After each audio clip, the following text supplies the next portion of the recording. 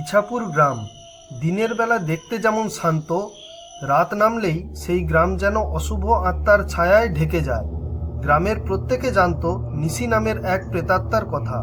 বলা হয় নিশি রাতে যার নাম ধরে ডাকে, সে যদি তার ডাকে সাড়া দেয় তবে সে আর ফিরে আসে না।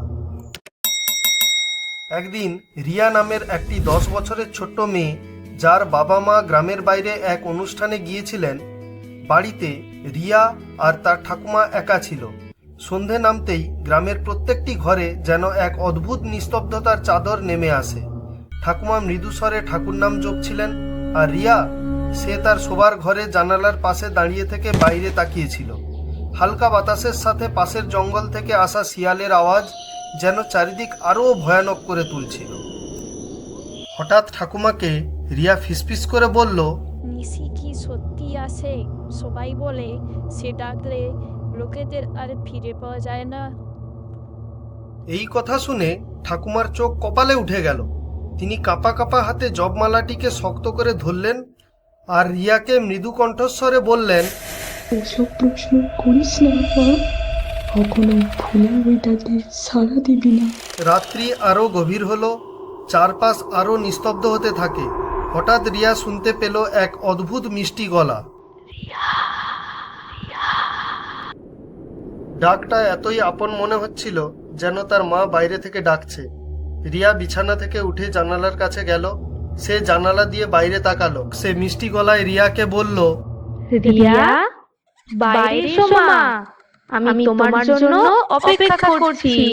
রিয়া যেন মন্ত্রমুগ্ধ হয়ে পড়ল আর ধীরে ধীরে দরজার দিকে এগোতে লাগলো। ঠাকুমা দরজা খোলার শব্দ শুনে জেগে উঠলেন।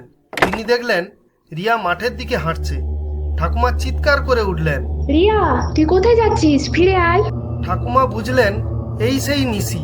তিনি লাঠি নিয়ে দৌড়ে মাঠে গেলেন। তুই কি আমাকে থামাতে পারবি? হঠাৎ কালো ধোঁয়ায় ভরা কোনো এক অদ্ভুত শক্তি ঠাকুমাকে ধাক্কা মেরে মাটিতে ফেলে দিল। তার কাঁপা কাঁপা হাত রিয়ার দিকে বাড়িয়ে তিনি তার শেষ নিঃশ্বাস ত্যাগ করলেন। দিনের পর দিন, রাতের পর রাত নিশির অত্যাচার সহ্য করতে না পেরে গ্রামবাসীরা পরদিন সকালেই এক সাধু বাবাকে ডেকে আনলেন। তিনি এসেই বললেন, এই অভিশাপ বহুদিন ধরে এই গ্রামে রয়েছে।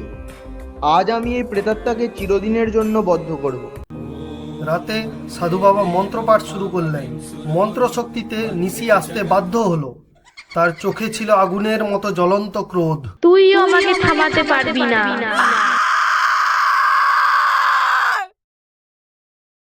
সাধু বাবা গভীর ধ্যানস্থ হয়ে শক্তিশালী মন্ত্রোচ্চারণ শুরু করলেন, যার প্রত্যেকটি শব্দ যেন পরিবেশকে কাঁপিয়ে দিচ্ছিল। মন্ত্রের শক্তিতে চারিপাশ যেন এক অদ্ভুত আলো ছায়ার খেলা করতে লাগলো, আর নিশির অবয়ব ক্রমে ক্রমে অস্থির হয়ে পড়ল।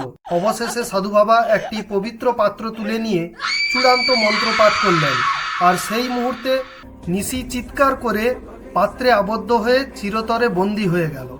এই গ্রাম এখন নিরাপদ। নিশি আর কখনো ফিরে আসবে না। কিন্তু রিয়ার চোখ থেকে অশ্রু থামল না।